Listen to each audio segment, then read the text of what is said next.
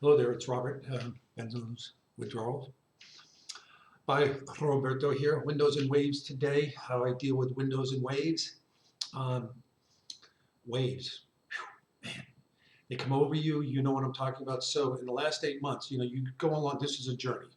Um, so from the beginning of our aha moment to when we discovered what the hell we were dealing with and the terror that that instills to actually taking steps to try to heal ourselves, we've been, all of us have gone through different things, some easier than others, some horrible, all depends upon length of time, our age, what we are taking, our chemistry, our body metabolizes it. And so my main issue right now, my main issue, as I've discussed, is blazing tinnitus in my ears. That crippling high-pitched sound that will bring you to your knees. It seems like my symptoms are sort of like coalesced into that with my head's buzzing. Um, and it buzzes high and it buzzes lower. So my head is buzzing. Uh, it tells me that it's GABA related, okay? Because this was not an issue prior to doing the rapid withdrawal by the VA. This was just not an issue. I didn't have any kinds of issues with tinnitus whatsoever. And so going from here, Windows, my main symptoms across this started with really bad hand pain, real bad hand pain, face heating up in pins and needles in my face, neck pain, having to ice myself down.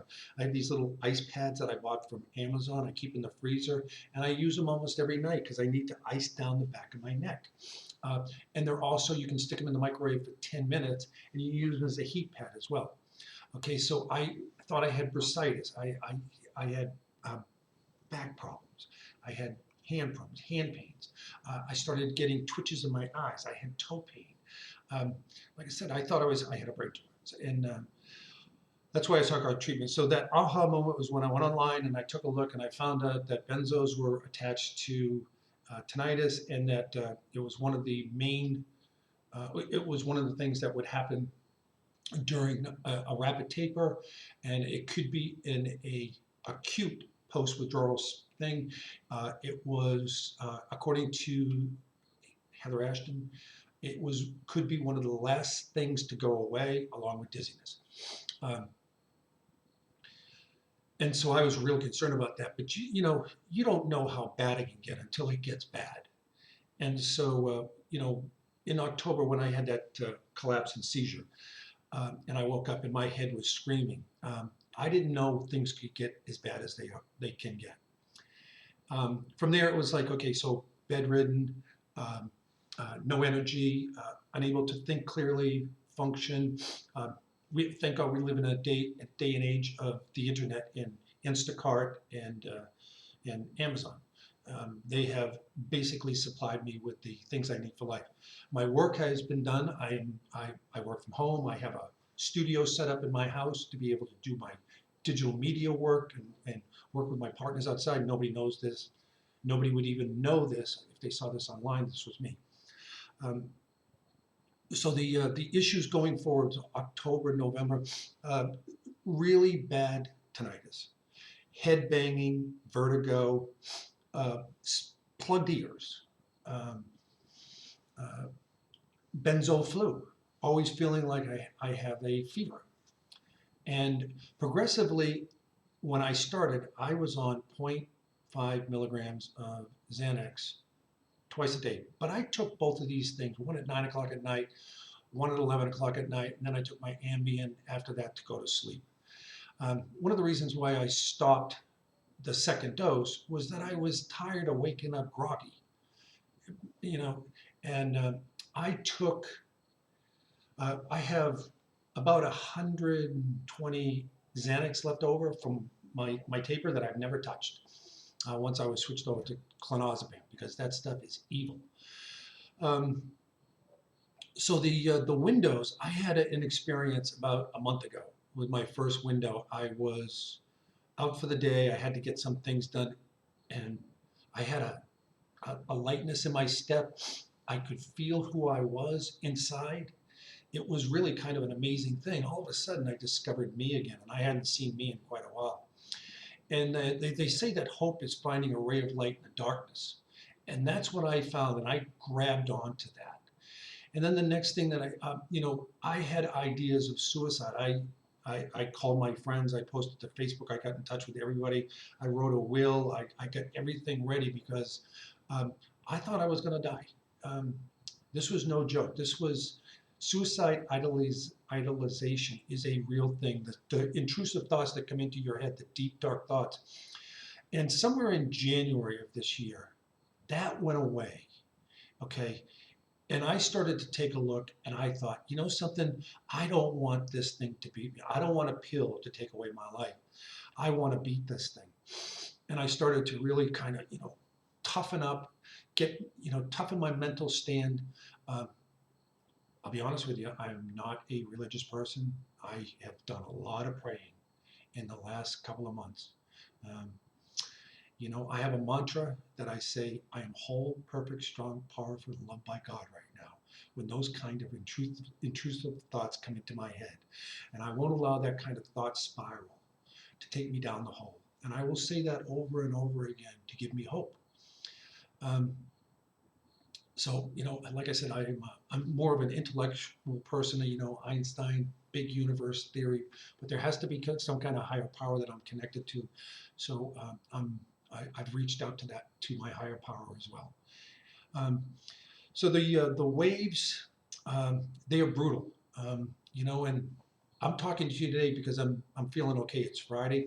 My tinnitus is, one of the reasons why I'm sniffing is because my ears are blocked. And that's part of this whole deal with this tinnitus and the Benzo Withdrawal syndrome. That's why I sniff. I'm trying to clear my ears and swallowing.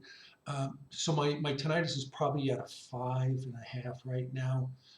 I got tinnitus music playing on in the background. And so what I want to talk is how do we survive? How do we get through those days that are just minute by minute? And that's how I do it, minute by minute. One of the things, thank God for Netflix at night for me, because it's helped me distract. I think I've just watched about everything, and I look forward to I've seen some interesting stuff. But it's a beautiful sunny day out here in California. It's March. I want my life back. I want my life back. I was a skier, golfer, motorcycle rider, boat, thrill seeker, athlete, energetic, outgoing, big personality kind of person. And I'm not that person right now anymore. And so I want my life back. I refuse to allow this drug to take my life and destroy it. When I started, I was on, like I said, 2.5 milligrams. Right now, I am down to breaking a pill in half, which is, and then I take, and I've cut it, so I'm down to 2 doses of 0.38, which comes to 0.76 milligrams, which is about 0.2 milligrams of Klonopin. I got about 4 months to go. I still take my Ambien because otherwise I wouldn't be able to sleep at night with the tinnitus. Then once that happens, then I have to deal with that. It's like I said, it's a beautiful day out here. It's Friday afternoon. I feel pretty good, but the day, we all know that, it's not just having a good day and a bad day, it's having good and bad hours within the day.